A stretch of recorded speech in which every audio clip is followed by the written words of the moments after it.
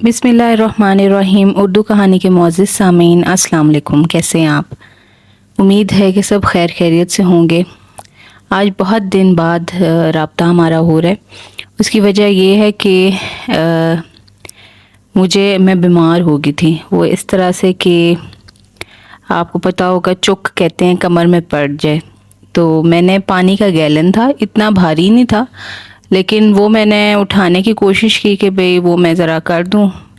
तो लेकिन उससे ये हुआ कि मेरी कमर की तबाही निकल गई थी। मैं ना लेटने के काबिल रही थी और ना बैठने के काबिल रही थी। अब शुक्र है जाके अब मतलब 2 हफ्ते बाद मेरी जाके तबीयत ठीक हुई है कि बहुत तकलीफ़ उसमें मुझे बहुत ज़्यादा तकलीफ़ थी कि लेटा भी नहीं जाता था और बैठा भी नहीं जाता था, ना खड़ा हुआ जाता था सीधा। तो इस वजह से मैं गैर हाजिर रही हूँ और नावल मैं कर नहीं सकी। तो अब एक नया नावल लेके आई हूँ। शॉर्ट ही नावल है, तंजीला रियाज का है, सूरज कब रुका है। तो ये स्टार्ट करते हैं। उम्मीद है आपको ये बहुत पसंद आएगा। मारियाना ने अपनी भद्दी आवाज़ में एक खूबसूरत नंबर गुनगुनाने की नाकाम कोशिश की।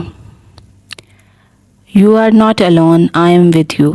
बर्नी ने उसके बेसुरे अंदाज पर खफकी से उसकी तरफ देखा, फिर उसे टोकने के लिए मुनासिब अल्फाज ढूंढने लगा, मगर फिर कुछ सोच कर खामोश हो रहा। कुछ रोज़ पहले अंधी मोहब्बत के किसी अनजान लम्हे में उसने मारियाना के सुरीले लहजे की तारीफ़ कर दी थी, जिसकी सज़ा उसे इस सूरत में मिली थी कि मारियाना हर 15 मिनट बाद अपना ट्रैक तब्दील करके कोई नया गाना मुंतखब करती और फिर उसकी मट्टी पलीद करना शुरू कर देती। मारियाना की ट्रांसमिशन में छोटा सा वक्फा आया तो बर्नी ने गर्दन मोड़कर उसकी तरफ देखा। वो ड्रेसिंग टेबल के आगे खड़े अपने गोल्डन ब्राउन जुल्फ़ों को फोल्ड करने की नाकाम कोशिश कर रही थी।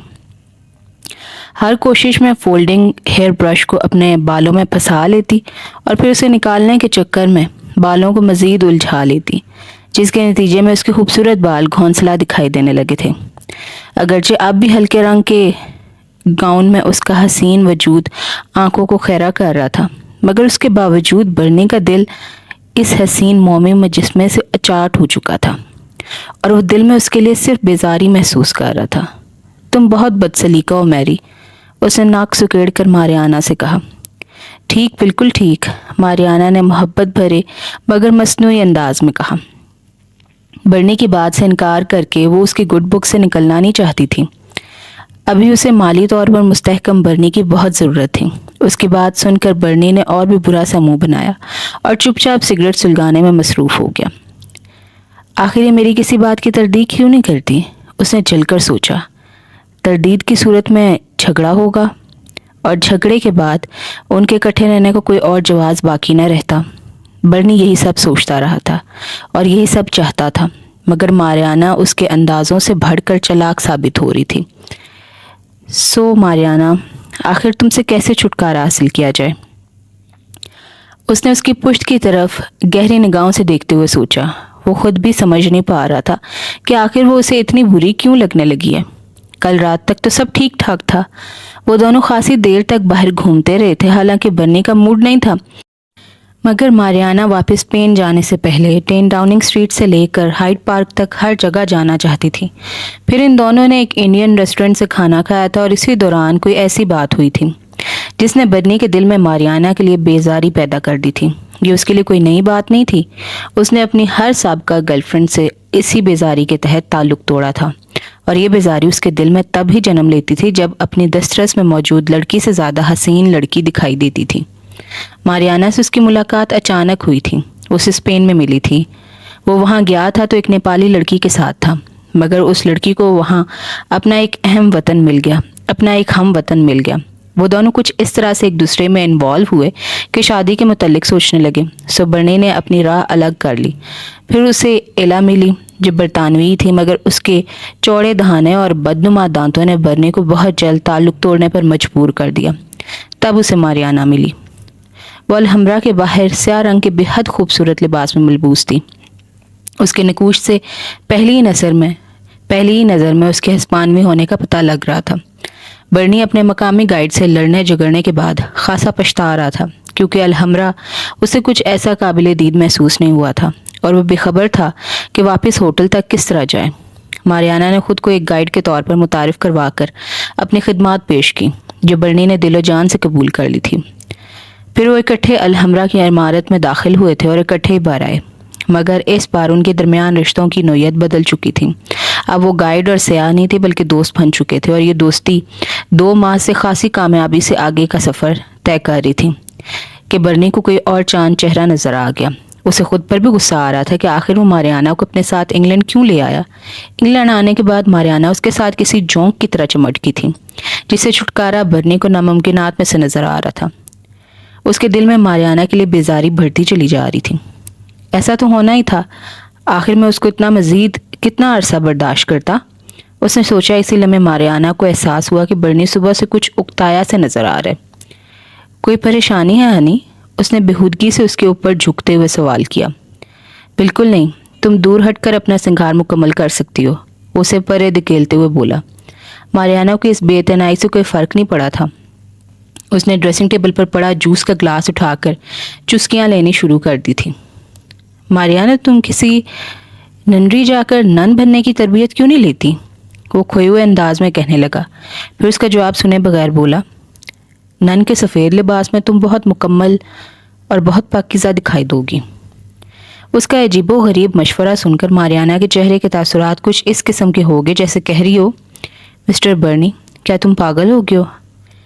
کچھ لمحے اس کی طرف ایسی نگاہوں سے دیکھتی رہی، پھر چپ چاپ واش روم کی طرف بڑھ گئی۔ نہیں ماریانہ، تم اب سفید لباس میں بھی پاکیزہ نہیں لگ سکتی۔ وہ منہ میں بڑبڑا رہا تھا۔ واش روم سے پانی گرنے کی آواز آ رہی تھی۔ یقیناً وہ شاور لے رہی تھی۔ وہ کچھ لمحے دروازے کی طرف دیکھتا رہا، پھر اس نے دل ہی دل میں حتمی فیصلہ کر لیا تھا۔ وہ موبائل پر کوئی نمبر پش کرنے کے بعد بات کر رہا تھا، پھر اس نے لباس تبدیل کیا۔ بال بنانے پر پرفیوم اسپرے کرنے کے بعد وہ اس اپارٹمنٹ کو چھوڑنے کے لیے بالکل تیار تھا، لیکن اس سے پہلے اسے ماریانہ کو فارغ کرنا تھا۔ وہ سابقہ پوزیشن میں بیٹھ کر ماریانہ کے آنے کا انتظار کرنے لگا۔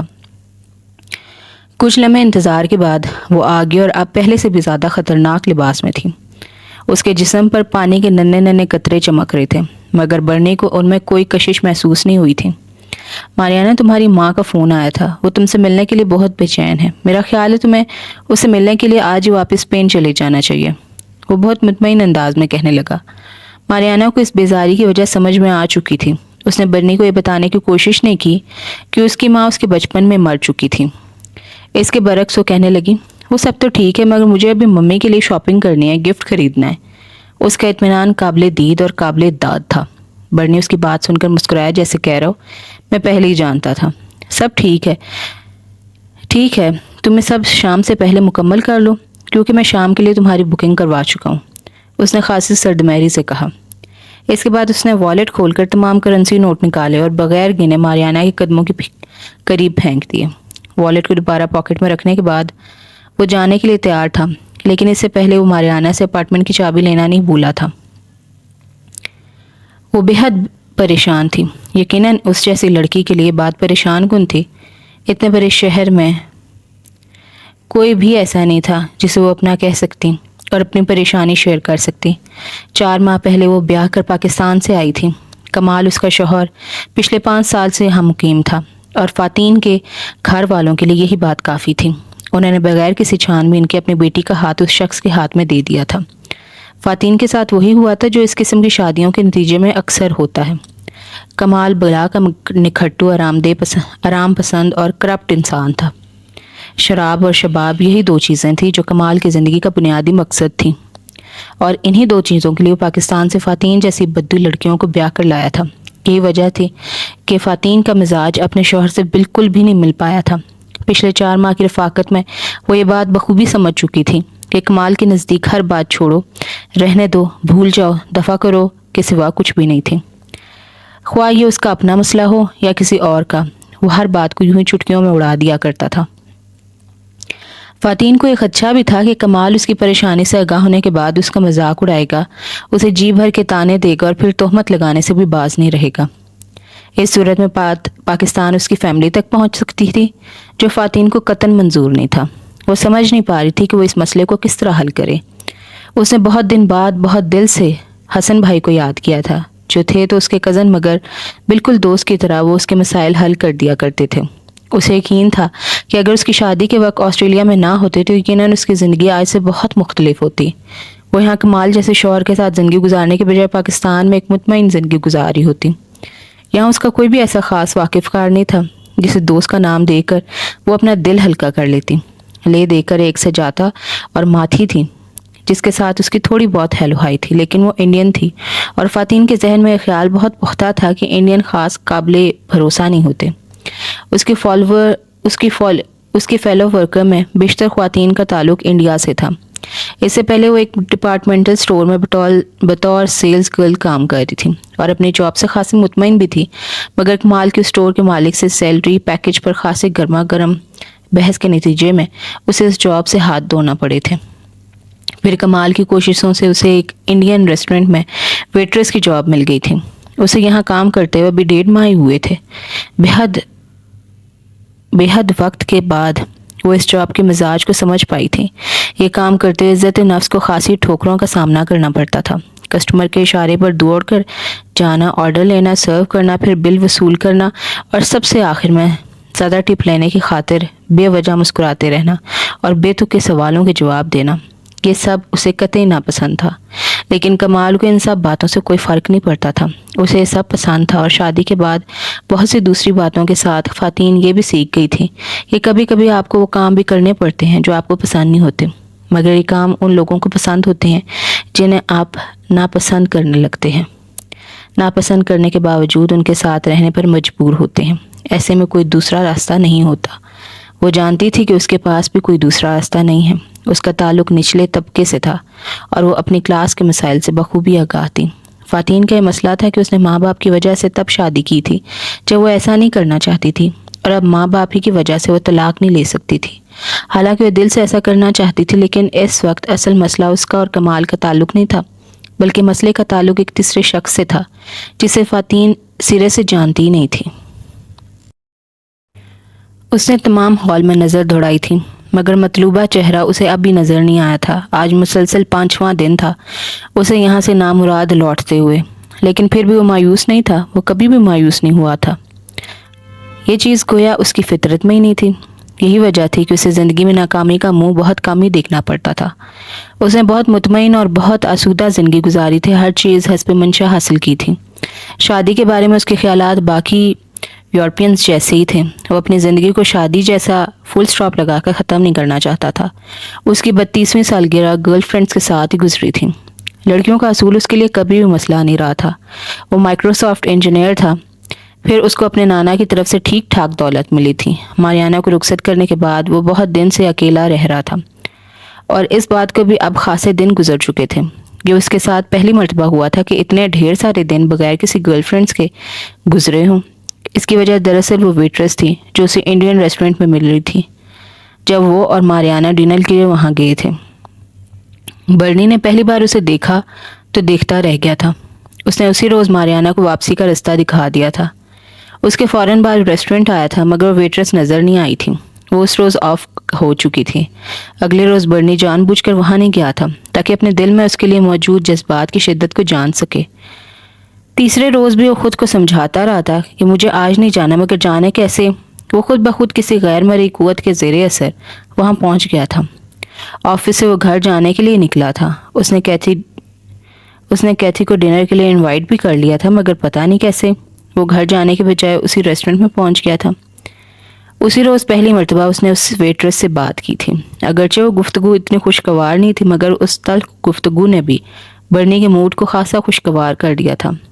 اس کے کافی کے آرڈر کے جواب میں وہ 7 منٹ میں ہی کافی لے کر حاضر ہو گئی تھی۔ برنی نے اسے بیٹھنے کے لیے کہا، مگر اس نے انکار کر دیا۔ لیکن اسی دوران ریسٹورنٹ کا مینیجر ادھر آ گیا۔ اس کے ایک دفعہ گھور کر دیکھنے پر وہ چپ چاپ برنی کے ساتھ بیٹھ گئی۔ جب میں نے پہلی مرتبہ تمہیں دیکھا تھا تو تم ویٹریس کا لباس تبدیل کر کے گھر جا رہی تھی۔ مجھے یاد ہے تم وائٹ کلر کا عجیب سا گاؤن پہنے ہوئے تھی، جس طرح کا گاؤن ننس پہنتی ہیں۔ تم بہت اچھی لگ رہی تھی، اتنی اچھی کہ میں نے تمہیں دیکھتے اپنی گرل فرینڈ کو بائے کہہ دیا تھا، اور وہ اسے بتانے لگا جبکہ وہ اس کی بات کاٹ کر منمنائی، آئی ایم سوری سر، مجھے ادھر سے کوئی بلا رہا ہے۔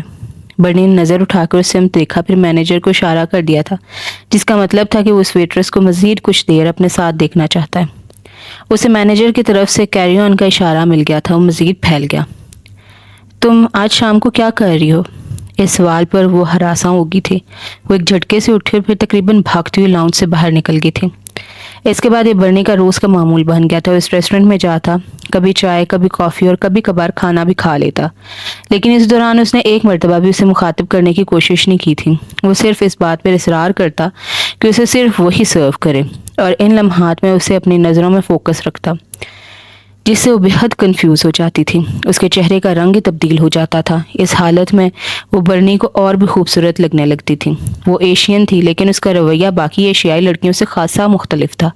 شاید یہی اس کی انفرادیت برنی کو متوجہ کر رہی تھی۔ اس روز بھی وہ اسے یوں ہی مخاطب کر بیٹھا، ہے ہنی، تم آج فارغ کب ہو رہی ہو؟ میرے ساتھ لنچ کرنا پسند کرو گی؟ اس کا موڈ بہت خوشگوار تھا، مگر اپنے مقابل کھڑی ہستی کے جواب نے اس کا موڈ خاصا خراب کر دیا تھا۔ اسے انکار کر کے وہ چپ چاپ سینڈوچز اور کافی ٹیبل پر رکھنے لگے۔ اتنے لاتعلق انداز نے برنی کو مزید تاؤ دلا دیا۔ اس نے ایک دم اس کا ہاتھ پکڑ لیا۔ یہ یہاں بہت عام سی بات تھی، لیکن برنی کی اس حرکت نے جیسے اسے کرنٹ لگا دیا تھا۔ وہ بدک کر پیچھے ہٹی، لیکن برنی نے اسے دھکیل کر سامنے والی چیئر پر بٹھا دیا۔ اس وقت ریسٹورنٹ میں بہت ہی کم لوگ بیٹھے تھے، اور جو بیٹھے تھے وہ سستانے میں مصروف تھے۔ اگر لوگ نہ بھی سستا رہے ہوتے تب بھی برنی کو کسی کا ڈر نہیں تھا۔ تم سمجھتی کیا ہو خود کو؟ میں پچھلے کئی دنوں سے تمہارے لیے خوار ہو رہا ہوں، اور تم کو میری طرف مسکرا کر دیکھنے کی بھی روادار نہیں ہو۔ آخر چاہتی کیا ہو تم؟ انداز جتنا جارحانہ تھا، الفاظ اتنے مشفقانہ، لیکن اس کے باوجود اس کی آنکھوں میں موٹے موٹے آنسو چمکنے لگے، اور پھر دیکھتے ہی دیکھتے آنسو گالوں پر پھیلنے لگے۔ برنی کے لیے صورتحال خاصی غیر متوقع تھی۔ اس کے سامنے بالکل ڈھیلا ہو کر بیٹھ گیا۔ میں اتنا برا تو نہیں ہوں ڈارلنگ، وہ چہرے پر ہاتھ پھیرتے ہوئے کہنے لگا۔ وہ خاموش بیٹھی تھی، آنسو پیتی رہی۔ برنی نے کچھ لمحے اس کی طرف دیکھا، پھر ایک دم چیئر سے اٹھتے ہوئے بولا، اوکے، اب باقی معاملات میرے گھر میں طے ہوں گے۔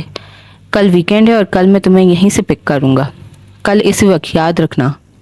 پھر وہ وہاں رکا نہیں تھا، بلکہ واپس آ گیا تھا۔ اگلے روز کہے گئے وقت پر وہاں موجود نہیں تھی، بلکہ وہ سرے سے ہی وہاں موجود نہیں تھے ریسٹورنٹ میں، اور اگلے دن 5 دن وہ اسے نظر نہیں آئی تھی۔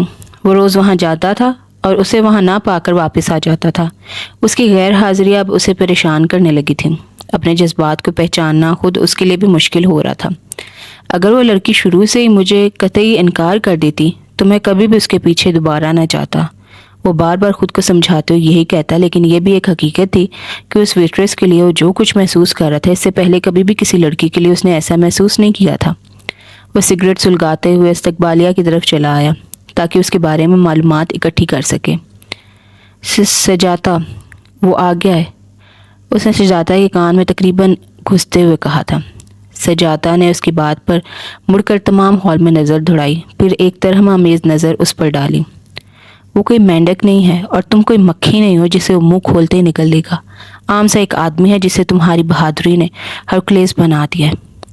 وہ سرونگ ٹرے کو کاؤنٹر پر رکھتے ہوئے بولی، پھر جب اس کے چہرے پر نظر پڑی تو ایک دم نرم پڑ گئی۔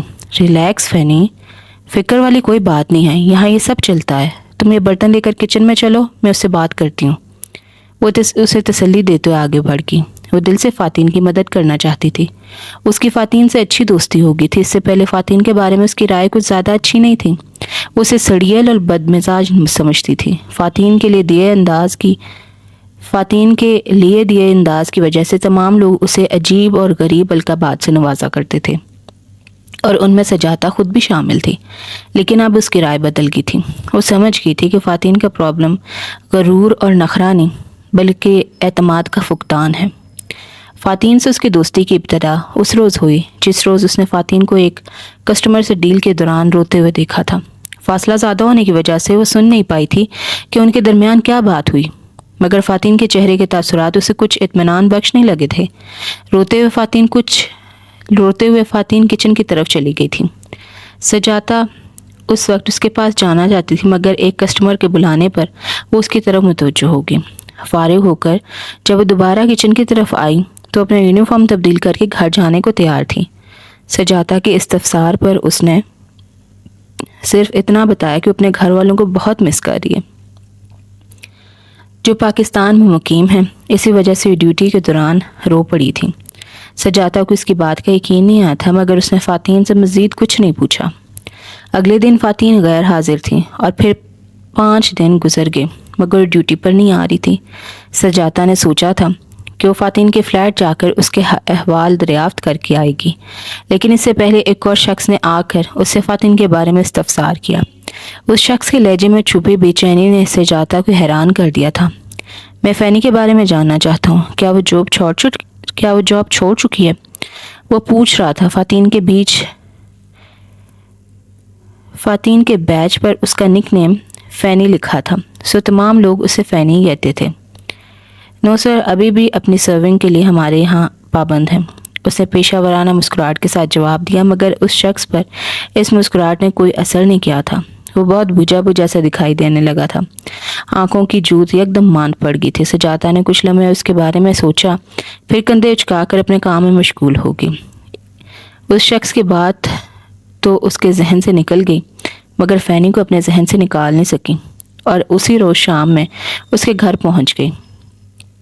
ہمدردی کے چند بولوں کے بعد ہی فینی اس کے سامنے کھل گئی تھی اور اپنی پریشانی اسے آگاہ کر دی تھی۔ سجادہ نے اسے یقین دلایا کہ وہ اس نام نہاد عاشق سے چھٹکارا دلا دے گی، لیکن شرط یہ ہے کہ وہ جاب دوبارہ جوائن کر لے۔ اس کی یقین دہانے پر فینی دوبارہ آنے لگی، اور جب وہ شخص دوبارہ نظر آیا تو اس نے اشارے سے سجادہ کو مطلع کر دیا۔ سجادہ اسے تسلی دے کر خود اس کی ٹیبل کی طرف آ گئی۔ برنی نے اس کی طرف دیکھا اور ایک دفعہ پھر دیکھتا رہ گیا۔ وہ خوبصورت تھی، بے حد خوبصورت تھی، لیکن برنی کو صرف اس کی خوبصورتی متاثر نہیں کرتی تھی، اسے اس لڑکی میں کیا چیز اچھی لگتی تھی وہ خود بھی نہیں جانتا تھا۔ کبھی لگتا ہے اس کے سیاہ بال اپنی طرف بلاتے ہیں، کبھی لگتا ہے یہ ساحرانہ آنکھوں کا کمال ہے، اور کبھی اس کا خوبصورت سراپا تمام نمبرز لے جاتا ہے، لیکن وہ اس لڑکی کو حاصل نہیں کر سکا تھا۔ وہ صبر کر رہا تھا، جانتا تھا کہ صبر کا پھل میٹھا ہوتا ہے۔ وہ اسے اتنی اچھی لگ رہی تھی جتنی وہ پہلے دن لگی تھی، اور اس کا رویہ اتنا ہی برا لگا جتنا کہ پہلے دن لگا تھا۔ برنی کو دیکھ کر اس کی آنکھوں میں عجیب سا خوف اور سراسیمگی پھیل گئی تھی، جسے دیکھ کر برنی کا دل چاہتا اسے جھنجھوڑ کر رکھ دے۔ یس سر، کچھ چاہیے آپ کو؟ اس کی سوچ ایک نامانوس آواز سے ٹوٹی۔ اس سے برا سا منہ بنا کر آنے والی کی طرف دیکھا اور منہ کا زاویہ اور بھی برا کر لیا۔ نہیں، اسی انداز میں اس نے جواب دیا۔ وہ اس ویٹرس کو فینی کے ساتھ بات کرتے دیکھ چکا تھا۔ اس سے بات کر کے وہ کچن کی طرف چلی گئی تھی۔ برنی کو یاد آیا کہ یہ وہی ویٹرس تھی جس سے اس کی غیر حاضری کے متعلق استفسار کیا تھا۔ میں فارغ ہوں، کیا کچھ دیر ادھر بیٹھ جاؤں؟ اس بات پر برنی نے کندھے اچکا کر لاتعلق سے انداز اپنایا، جیسے کہنا چاہتا ہو تمہاری مرضی۔ سجادہ چپ چاپ بیٹھ گئی اور اپنا تعارف کروانے لگی، حالانکہ برنی کے انداز نے اسے جلا کر رکھ دیا تھا۔ سنو، کیا تم نے اسے کچن میں رہنے کے لیے کہا ہے؟ برنی نے ایک دم پوچھ ڈالا۔ ہاں، وہ بہت آرام سے مان گئی کہ اس کے بغیر کوئی چارہ نہیں تھا۔ میرا نہیں خیال کہ اس کا کوئی فائدہ ہے، میری سمجھ میں نہیں آ رہا کہ وہ میرے ساتھ اس طرح کیوں کر رہی ہے۔ وہ دونوں بازو ٹیبل پر پھیلا کر اطمینان سے بولا۔ وہ تمہیں کچھ خاص پسند نہیں کرتی، سجادہ نے بہت ملائمت سے کہا۔ میں جانتا ہوں، پھر تم اسے ہراساں کیوں کرتے ہو؟ اس نے بھویں اچکائی۔ اس لیے کہ میں اسے پسند کرتا ہوں اور یہ بات وہ جانتی ہے۔ اس نے رک کر سانس لی، پھر مزید گویا ہوا۔ مس سجادہ، میں کوئی عام آدمی نہیں ہوں۔ اگر تم یا تمہاری دوست یہ سمجھتی ہے کہ مالی طور پر کوئی کمزور اسامی ہو تو تم لوگ غلطی پر ہو، ایسا قطعی نہیں ہے۔ میں اسے بہت ساری رقم… مسٹر برنی، تم اپنا منہ بند کرو، وہ اس کی بات کاٹ کر تیزی سے بولی۔ وہ کوئی ایسی ویسی لڑکی نہیں ہے، ضرورت مند بھی نہیں ہے کہ تم اپنی پیشکش اس کے سامنے رکھ دو گے۔ میں کچھ نہیں جانتا اور جاننا چاہتا بھی نہیں ہوں۔ مجھے وہ اچھی لگتی ہے اور میں اسے حاصل کرنا چاہتا ہوں، میرے لیے یہی کافی ہے۔ وہ ایک دفعہ پھر توافق کرتے ہوئے بولا۔ کیا اس کو کوئی اور بوائے فرینڈ اس کے ساتھ ہے؟ نہیں، سجادہ قطعیت سے بولی۔ تو پھر وہ مجھے کیوں نظر انداز کر رہی ہے؟ وہ شادی شدہ ہے مسٹر برنی، سجادہ نے بہت دھیمی آواز میں اس طرح کہا جیسے شادی شدہ ہونا کوئی جرم ہو۔ دراصل اس ریسٹورنٹ میں جاب کے لیے غیر شادی شدہ ہونے کی شرط لازمی تھی، اس لیے فاتین نے یہ بات سب سے چھپا کر رکھی تھی۔ پھر کمال نے بھی اسے حقیقت بتانے سے سختی سے روک رکھا تھا۔ واحد سجادہ اس بات سے باخبر تھی۔ تو یہ بات ہے، کیا مسٹر ڈیلکس اس بات سے باخبر ہے؟ برنی نے مینیجر کا نام لیتے ہوئے گویا تب کا پتہ استعمال کیا تھا۔ سجاتا کے انداز سے وہ سمجھ گیا تھا کوئی اس راز کو راز رکھنے کی کوشش کر رہی ہے۔ کیا خیال ہے؟ مسٹر ڈیلکس اس بات کو سن کر بہت زیادہ خوش ہوں گے، بتا دوں؟ سجاتا کے خاموش رہنے پر وہ کمینگی سے بولا، پلیز مسٹر برنی، تم سمجھنے کی کوشش کرو اس کا شوہر بہت قدامت پسند ہے؟ کیا اسے اپنی بیوی کی تعریف اچھی نہیں لگے گی؟ میرا خیال ہے کہ ہر شوہر کو اپنی بیوی کی تعریف اچھی لگتی ہے اگر بیوی سچ مچ اتنی حسین ہو۔ تم سمجھتے کیوں نہیں ہو؟ وہ مسلمان ہے۔ مسلمانوں کے یہاں اس قسم کی دوستیاں نہیں ہوتی۔ وہ مسلمان ہیں، میں تو نہیں۔ میں کیوں اپنی خواہشات کو دباؤں؟ ٹھیٹ آدمی، وہ تمہارے ساتھ نہیں جا سکتی۔ سجاتا کھڑے ہوتے ہوئے درشتی سے بولی تو برنی میں غصے میں آ گیا۔ کب تک نہیں جائے گی؟ کبھی نہ کبھی تو میری بات مانے گی نا، میں تب تک انتظار کر لوں گا۔ یعنی تم نہیں مانو گے؟ ٹھیک ہے، باقی معاملات ہم کہیں اور طے کر لیتے ہیں۔ وہ اسے گھورتے ہوئے بولی، کہیں اور نہیں، صرف میرے گھر پر، مگر تمہیں وہاں آنے کی اجازت میں قطعی نہیں دوں گا، وہ عجیب سے مسکراہٹ کے ساتھ کہہ رہا تھا۔ وہ ایک دم پھر سے رونے لگی۔ پچھلی کچھ ساعتوں سے یہی ہو رہا تھا، وہ کبھی روتی، کبھی چپ ہو جاتی اور پھر دوبارہ رونے لگتی۔ برنی سے تفصیلی بات کرنے کے بعد سجاتا کو موقع ہی نہیں ملا کہ وہ فاتین کو تفصیلات سے آگاہ کر سکتی، اس لیے آف ہونے کے بعد وہ اسے اپنی فلیٹ پر لے آئی تھی۔ حقیقت جاننے کے بعد فاتین بالکل ہی حواس باختہ ہوگی اور اس نے رونا شروع کر دیا۔ پلیز فینی، یہ بچوں کی طرح رونا دھونا تو بند کرو، اگر یہی صورتحال رہی تو میں تمہاری کوئی مدد نہیں کر پاؤں گی۔ سجاتا اسے کافی کا مگ پکڑاتے ہوئے بولی، سجاتا تم بھی تو اتنی اچھی ہو، وہ تمہیں ساتھ چلنے کے لیے کیوں نہیں کہتا؟ اس نے حونک پن سے سوال کیا۔ سجاتا کو ہنسی آ گئی۔ میں بھی اچھی ہوں، میرے علاوہ اور بھی بہت ساری اچھی لڑکیاں ہیں، مگر کیا کیا جائے، اسے صرف تم اچھی لگتی ہو۔ اس کے شرارت بھرے لہجے نے فاتین کو اور بھی مغموم کر دیا۔ Okay sorry. سجاتا اس کی آنکھوں میں ایک دفعہ پھر موٹے موٹے آنسو دیکھ کر بولی، ویسے اگر تم برا نہ مانو تو ایک بات کہوں؟ اس نے بات کرنے کے دوران کافی کا سپ لیا تھا۔ فاتین خاموش رہی۔ اگر میں تمہاری جگہ ہوتی تو اس کی بات مان لیتی۔ فاتین کے سر پر گویا بم پھٹا تھا۔ وہ کہہ رہی تھی، تم یہاں غیر قانونی طور پر رہائش پذیر ہو، تمہارا شوہر تمہیں دولت بنانے والی مشین کے طور پر استعمال کرے۔ یہ آدمی برنی تمہیں اتنے پیسے دے سکتا ہے کہ تم آرام سے پاکستان واپس چلی جاؤ۔ سچ مچ اگر کوئی مجھے ایسی آفر کرتا نا تو میں کبھی انکار نہ کرتی۔ جھوٹ، بالکل جھوٹ۔ تم نے مجھے بتایا تھا کہ تم اپنے شوہر سے بہت محبت کرتی ہو۔ اس کی بات سے فاتین کو کرنٹ لگا تھا۔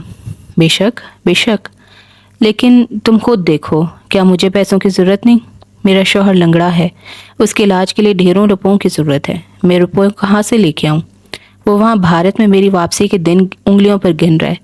میں شام کو ریسٹورنٹ میں جاب کرتی ہوں، صبح کو ایک سٹور پر اور ہر سنڈے کو ایک کلب میں ڈانسر کے طور پر ڈیوٹی دیتی ہوں، مگر اس کے باوجود بھی اب تک میرے پاس اتنے پیسے نہیں ہوئے کہ میں اپنے شوہر کا علاج کروا سکوں۔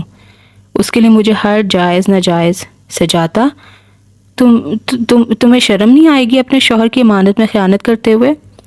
فاتین اس کی بات کاٹ کر دکھ سے بولی، امانت؟ سجاتا نے نظر اٹھا کر اس کی طرف دیکھا، پھر استہزائیہ سے ہنس کر بولی، خیانت؟ اس کی امانت میں خیانت ہی ہوگی۔ جب میں نے اس سرزمین پر قدم رکھا تھا، شیکھر نے مجھے بہت سمجھایا تھا کہ میں اس ثقافتی طائفے کے ساتھ نہ جاؤں۔ اسے یہ لوگ اچھے نہیں لگے تھے، مگر میں بضد تھی کہ میں یہاں ضرور آؤں گی۔ مجھے جلد از جلد روپے چاہیے تھے۔ اس نے گہرا سانس بھرا۔ میں پہلی دفعہ اس شخص کی ہوس کا نشانہ بنی جس نے کاغذات میں مجھے اپنا بھائی ظاہر کیا تھا۔ پھر اس کے بعد یہ سلسلہ شروع ہی ہو گیا۔ آج مجھے یہاں رہتے ہوئے 3 سال ہو گئے۔ وہ فراڈ ثقافتی طائفے والے 6 ماہ بعد ہی واپس چلے گئے تھے، مجھے اور میرے جیسی بہت ساری دوسری لڑکیوں کو یہیں چھوڑ کر۔ وہاں بھارت میں شیکھر سمجھتا ہے کہ میں ایک ڈانسنگ انسٹرکٹر کے طور پر کام کر رہی ہوں، اور یہاں میں اس کی آنکھیں بھی ڈبڈبا گئی تھیں، لیکن انہیں کمال ہنرمندی سے فینی سے چھپا کر صاف کر لیا۔ میں بھی کیا قصہ لے کر بیٹھ گئی، بات تو تمہاری ہو رہی تھی۔ میں کہہ رہی تھی کہ تم اس کی بات مان لو۔ وہ پلیز سجاتا، تمہیں اللہ کا ذرا برابر خوف نہیں؟ تمہارا مذہب اس بات کی؟ رہنے دو فینی، یہ پرانے عقیدے ہمیں کچھ نہیں دینے کے۔ تمہارا خیال ہے خدا یا بھگوان ہماری اس حالت زار سے بے خبر ہیں؟ کیا انہیں اندازہ نہیں کہ ہم کس قدر مصیبت میں ہیں؟ کیا وہ لڑکیاں جو گھروں میں رہ رہی ہیں ہم سے زیادہ اچھی ہیں کہ انہیں ایسی صورتحال کا سامنا نہیں کرنا پڑا؟ ہم نے آخر ایسے کون سے گناہ کیے ہیں؟ دل کو تسلی دینے کو ہمارے بزرگوں نے مرم کی طرح یہ مذاہب ایجاد کر رکھے ہیں۔ وہ پھٹ پڑی تھی۔ فینی جیسی کٹر مسلمان کے لیے باتیں ناقابل برداشت تھی۔ وہ چپ چاپ اپنا اسکارف اٹھا کر باہر نکل گئی۔ واٹ؟ تم سے؟ کوئی تم سے؟ میرے خدا، مجھے یقین نہیں آ رہا، وہ کہکا لگاتے ہوئے بولا۔ فاتین نے تعصب اور حیرت سے اپنے شوہر کی طرف دیکھا۔ اتنا بڑا مسئلہ اس کے لیے مسئلہ ہی نہیں تھا سرے سے۔ اس کا دل چاہا اسے بتا دے کہ اس کے ملک میں مسئلہ غیرت کے مسائل میں سب سے نمایاں ہے، کہ جس پر قتل اور غارت بہت عام سی بات ہے۔ اس کی توقع کے مطابق کمال نے اس مسئلے کو بہت ہلکے پھلکے انداز میں لیا تھا۔ وہ بار بار ایک ہی فکرہ دہرا رہا تھا اور ہنس رہا تھا۔ کمال، میں جھوٹ نہیں بول رہی ہوں، آخر تمہیں یقین کیوں نہیں آ رہا؟ وہ روحانسی ہو گئی۔ مجھے یقین آ گیا ہے، وہ شخص ضرور کوئی پاگل ہوگا، ورنہ تم جیسی لڑکی پر کبھی نہ مٹتا۔ اس کا انداز طنزیہ تھا۔ پلیز کمال، وہ بہت برا آدمی ہے، عجیب و غریب باتیں کرتا ہے مجھ سے۔ اچھا یہ بتاؤ مالی طور پر کیسا ہے؟ پھوٹی کوڑی بھی ہے جیب میں یا نہیں؟ کمال نے اس کی بات کو خاطر میں لائے بغیر پوچھا، جبکہ وہ اپنی دھن میں مگن کہنے لگی۔ وہ بہت گندی باتیں کرتا ہے مجھ سے، میں تمہیں بتا بھی نہیں سکتی۔ پچھلے بہت سے دن سے یہ چکر چل رہا ہے۔ میں نے تمہیں اسی لیے نہیں بتایا کہ تم مشتعل ہو جاؤ گے، لیکن وہ کسی طرح بھی باز نہیں آ رہا۔ پلیز تم اس سے بات کرو۔ کہیں تم نے اسے یہ تو نہیں بتا دیا کہ تم میری بیوی ہو؟ اب بھی اس کی بات نظر انداز کر کے سرخ آنکھوں سے گھورتے ہوئے پوچھنے لگا۔ اس کی آنکھوں سے فاتین بہت خوفزدہ رہتی تھی۔ سر جھکا کر بولی، میں کیا کرتی؟ مجھے بتانا ہی پڑا۔ لعنت ہے تم پر فاتین بیگم، میں نے تمہیں کتنا سمجھایا تھا کہ اس بات کی کسی کو کانوں کان بھنک بھی نہ پڑے۔ شوہر کی ہر بات پر سر تسلیم خم کرنا بیوی کے فرائض میں شامل ہے۔ یہ بات نہیں سکھائی تمہاری ماں نے تمہیں؟ وہ نفرت سے کہنے لگا۔ لیکن اس کا فائدہ کیا ہے؟ آخر تم چاہتے کیا ہو؟ کیوں چاہتے ہو کہ یہ بات کسی کو نہ پتہ چلے؟ اسے دور ہٹتے ہوئے وہ بولی، فائدہ؟ تم کیا جانو فائدہ کسے کہتے ہیں اور نقصان کسے؟ تم تو چاہتی ہو بس گھر بیٹھے کھانے کو 3 وقت ملتا رہے۔ یاد رکھو یہ پاکستان نہیں انگلینڈ ہے، یہاں جو کمائی نہیں کرتا سڑک پر آ جاتا ہے۔ کمال کا غصہ کام نہیں ہو رہا تھا۔ فاتین کو محسوس ہوا وہ در پردہ وہی بات کہنے کی کوشش کر رہے جو سجادہ نے کھلے لفظوں میں اس سے کہی تھی۔ اس نے حیرت سے اس کی طرف دیکھا۔ تم فکر مت کرو، میں بالکل بھی مشتعل نہیں ہوں گا۔ اس امید میں بھی نہ رہنا کہ میں اس شخص سے مل کر کوئی بات طے کرنے کی کوشش کروں گا۔ تم کیا چاہتی ہو میں ثابت کر دوں کہ میں ایک تیسری دنیا کے قدامت پسند ملک کا قدامت پسند شہری ہوں جسے مینرز بھی چھو کر نہیں گزرے ہیں؟ ایسے کیا سرخاب کے پڑ لگے ہیں تم میں کہ تمہارے لیے سب کروں؟ وہ لمحے بھر کو رکا۔ سیدھی بات تو یہ ہے کہ مجھے تمہاری کسی بات کا یقین ہی نہیں آیا۔ تم اتنی ڈفر ہو کہ کوئی ایک دفعہ کے بعد تمہیں دوبارہ دیکھے تو کہنے لگتی ہو آنکھیں مار ہے۔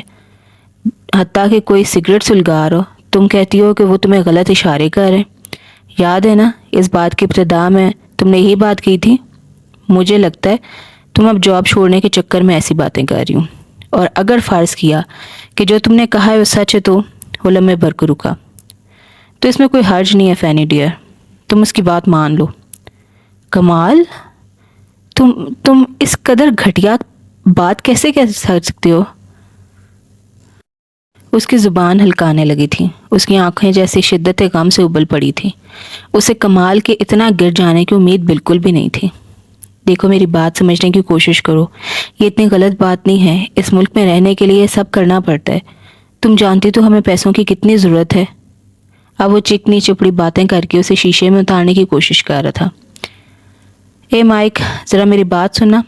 مائک عرف کمال اپنے کام میں مصروف تھا جب کان میں یہ پکار پڑی۔ اس نے اس سمت دیکھا جس طرف سے آواز آ رہی تھی۔ مائک نے اس شخص کو پہلے کبھی نہیں دیکھا تھا، اگرچہ اسے یہاں رہتے ہوئے خاصا عرصہ ہو گیا تھا، مگر وہ بہت سارے لوگوں سے ناواقف تھا، کیونکہ یہ ایسا علاقہ تھا جہاں شرفا آنا پسند نہیں کرتے تھے، اور وہ شخص حلیے سے خاصا معزز لگ رہا تھا۔ کیا چاہیے؟ منہ میں ڈالی ببل چوئنگم چباتا اس کے پاس آ گیا۔ تم پاکستانی ہو رائٹ؟ ہاں۔ کراچی میں رہتے ہو؟ ہاں یہ بھی ٹھیک ہے، وہ اندر ہی اندر محتاط ہوتے کہہ رہا تھا۔ تم کیوں پوچھ رہے ہو؟ اسے کچھ خطرہ محسوس ہوا، اگرچہ اب وہ پہلے کی طرح غیر قانونی سرگرمیوں میں براہ راست ملوث نہیں تھا، لیکن بہرحال اس کا تعلق تو جرائم پیشہ افراد سے تھا، اس لیے وہ ڈر رہا تھا کہ کہیں کسی ایجنسی کا بندہ نہ ہو، انکوائری اسی بارے میں نہ ہو۔ یوں ہی پوچھ رہا ہوں، دراصل ایک کام ہے تمہارے سے، تمہارا تعاون چاہیے مجھے، اس شخص نے آواز کو دھیما کرتے ہوئے کہا۔ اس کا لہجہ پورا اہتمام تھا، جیسے کسی اہم ڈیل کے سلسلے میں بات کرنے آیا ہو۔ کمال عرف مائک اس کے محتاط انداز سے سمجھ گیا کام کا تعلق کسی نہ کسی طرح غیر قانونی ذرائع سے ہوگا۔ وہ بھی اس کے قریب آتے ہوئے بولا، ہاں کیوں نہیں، میں ہمیشہ لوگوں کی خدمت کے لیے تیار رہتا ہوں، تمہاری مدد کرتے مجھے خوشی ہوگی، بس رقم کھری ہونی چاہیے۔ وہ فوراً مطلب پر آ گیا تھا، وہ تو تمہاری مرضی کی ہوگی، جتنی تم چاہو گے، اسے خاطر خواہ تسلی دے دی گئی۔ میرا نام برنارڈ ڈکسن ہے، سب لوگ مجھے برنی کہتے ہیں، تم بھی مجھے برنی کہہ سکتے ہو۔ دراصل میں اسے کام کی نوعیت سمجھانے لگا۔ اس نے حیرت سے اپنے شوہر کی طرف دیکھا، اس کا رویہ سمجھ سے بالا تر تھا، وہ خوش لگ رہا تھا، بے حد خوش۔ حیرت کی بات یہ تھی کہ اس نے گھر آنے کے بعد بیئر کو ہاتھ تک نہیں لگایا تھا، اور وہ وقتاً فوقتاً اس سے باتیں کرتے ہوئے خوش دلی سے مسکرا بھی رہا تھا۔ خواتین بے حد خوش ہوتے ہوتے رہ گئیں۔ یکدم جب کمال نے اسے باہر ڈنر کی دعوت دی، وہ اسے ایک دو بار کے بعد ڈنر کے لیے کبھی نہیں لے کے گیا تھا۔ کمال نے پہلے دن ہی خواتین پر واضح کر دیا تھا کہ ان 2 دنوں کے معاملات الگ ہیں، سو انہیں اس قسم کے چونچلوں میں پڑنے کی قطعی ضرورت نہیں ہے۔ شروع کے دنوں میں خواتین نے دھیان رکھا کہ جب کمال گھر آئے وہ اس کے ساتھ ہی کھانا کھائے، مگر جب کمال کی بے قاعدگی دیکھی تو وہ خود ہی باز آ گئی۔ پھر یوں ہونے لگا کہ جب وہ ڈیوٹی کے لیے نکلتی کمال سو رہا ہوتا، اور جب وہ گھر آتی تو کمال سیر سپاٹوں پر نکلا ہوتا۔ اس عرصے میں یہ بات بہت اچھی طرح سے اس کی سمجھ میں آ گئی تھی کہ کمال نے اسے شادی صرف اس غرض سے کی ہے کہ وہ کما کر اس کے گھر والوں کا پیٹ بھر سکے۔ مائی گاڈ، تم ابھی تک تیار نہیں ہوئی، دیر ہو رہی ہے یار۔ وہ ایک دم چونکی، اور اس اپنائیت پر وہ قریب غش کھانے کی لگی تھی۔ پھر ذرا سنبھلتے ہوئے بولی، تم اتنے فارمل کیوں ہو رہے ہو؟ میں نے کپڑے چینج کر لیے ہیں، اگر نہ بھی کرتی تو کوئی فرق نہیں پڑتا۔ یہ کپڑے؟ اس نے اس کی طرف حقارت سے اشارہ کیا۔ یہ کپڑے اب کپڑے کرانے کے مستحق نہیں رہے ہیں، مہربانی فرما کر کچھ اور پہن لو۔ میرے پاس اس سے بہتر کپڑے نہیں ہیں، وہ اکتا کر قطعیت سے بولی تو کمال جو صوفہ کم بیڈ پر دراز ہو چکا تھا اٹھتے ہوئے بولا، چلو ٹھیک ہے، کل میں تمہیں نئے کپڑے دلا دوں گا اور تمہارے گھر والوں سے فون پر بات بھی کروا دوں گا۔ میں اس مہربانی کی وجہ دریافت کر سکتی ہوں؟ اسے دال میں سب کچھ ہی کالا محسوس ہونے لگا تھا۔ کم آن یار، تم کیا سمجھتے مجھے تمہارا احساس نہیں ہے؟ اگر مجھے روپوں کا پرابلم نہ ہو تو میں کبھی تم جیسی حسین عورت سے ایسے بات نہ کروں۔ ریسٹورنٹ پہنچتے تک وہ سارا رستہ اس سے اس قسم کی باتیں کرتا رہا تھا، لیکن فاتن کو اب ایسی باتیں متاثر نہیں کرتی تھی۔ اسے کمال سے اسی روز سے چڑ ہو گئی تھی جب اس نے اسے برنی کی آفر قبول کرنے کے لیے کہا تھا۔ اس کے ساتھ وہ آئی بھی اپنی غرض سے تھی، کیونکہ اتنی تھک چکی تھی کہ اب سینڈوچز بنانے کو بھی دل نہیں کر رہا تھا، لیکن ریسٹورنٹ آ کر بھی کھانا نصیب نہیں ہوا۔ کمال نے پہلے کولڈ ڈرنک آرڈر کی تھی، حالانکہ وہ انکار کرتی رہی، مگر کمال نے اس کی ایک نہ سنی۔ اس کا انداز ایسا تھا جیسے کسی کا انتظار کر رہو۔ کولڈ ڈرنک پی کر اسے بیٹھنے کا اشارہ کرتے خود باہر نکل گیا۔ فاتن اس کی ہٹ درمی پر دل کھول رہی تھی۔ چند منٹ بعد کمال نے اسے بھی باہر آنے کے لیے کہا۔ وہ ایک قیمتی گاڑی کے پاس کھڑا تھا۔ تم چاہو تو اس کے اندر بیٹھ سکتی ہو، وہ اسے آفر کرتے ہوئے بولا۔ لیکن یہ کس کی گاڑی ہے؟ وہ عجیب تذبذب کی کیفیت میں تھی۔ فاتن، تم چاہو تو یہ گاڑی ہماری بھی ہو سکتی ہے۔ اس کی بات پر فاتن نے حیرت سے اس کی طرف دیکھا، پھر کچھ کہے بغیر چپ چاپ گاڑی کا فرنٹ ڈور کھول کر اندر بیٹھ گئی۔ دل میں ضرور سوچا کہ حضرت کا دماغ سچ مچ خراب ہو گیا۔ چند لمحے گزرنے کے بعد جب اس نے بلیک شیشہ ہٹا کر باہر دیکھا تو تھرا کر رہ گئی۔ کمال کے ساتھ ایک اور آدمی کھڑا تھا اور فاتن اس آدمی کو بخوبی جانتی تھی۔ وہ جو منظر دیکھ رہی تھی وہ سچ مچ اس کے حواس معطل کرنے کے لیے کافی تھا۔ کمال اس سے نوٹ وصول کر رہا تھا، پھر وہ بڑے بڑے قدم اٹھاتا آگے بڑھ گیا۔ فاتن نے پھٹی پھٹی آنکھوں سے سارا منظر دیکھا۔ کسی نے فرنٹ ڈور کھولا تھا اور اندر بیٹھ گیا تھا۔ پھر گاڑی سٹارٹ ہو گئی۔ فاتن آگے بڑھ رہی تھی۔ کمال اس کا شوہر پیچھے بہت پیچھے رہ گیا تھا۔ برنی نے کمرے میں پھیلی مسحور کن خوشبو کو ایک لمبا اور مطمئن سے سانس کھینچ کر اپنے اندر اتارنے کی کوشش کی تھی۔ خوشی اس کے انگ انگ سے پھوٹ رہی تھی۔ بہت ٹائم سرو کیا تھا اور رقم بھی، مگر اسے نہ ٹائم کی پرواہ تھی اور نہ ہی رقم کی۔ خوشی کی بات یہ تھی کہ وہ اس کی دسترس میں تھی، اپنی بڑی بڑی آنکھوں، سیاہ بالوں اور بے پناہ حسن سمیت وہ اس کے گھر میں موجود تھی، لیکن ہوش اور حواس کی دنیا سے بیگانہ تھی۔ برنی نے اس کے ساتھ چھیڑ چھاڑ کی کوئی کوشش نہیں کی تھی۔ وہ اسے مخاطب کرنے کے لیے اس کے ہوش میں آنے کا انتظار کرنا چاہتا تھا۔ اس نے ان ساتوں کی دل سے تمنا کی تھی، اس لیے وہ ان حسین گھڑیوں کو اچھے طریقے سے منانا چاہتا تھا۔ نہا دھو کر اس نے خود پر ڈھیر سارا پرفیوم انڈیلا تھا۔ امید ہے کہ آپ کو آج کی قسط پسند آئے گی۔ مجھے یہ ناول اچھا لگا تھا، آپ لوگوں کو بھی انشاءاللہ پسند آئے گا۔ بہت الگ سی اس کی کہانی ہے، اور جیسے جیسے کہانی کھلے گی آپ لوگوں کو اور اچھا لگے گا یہ ناول۔ تو ضرور سنیے گا اور اپنی رائے سے بھی آگاہ کیجیے گا۔ اللہ حافظ۔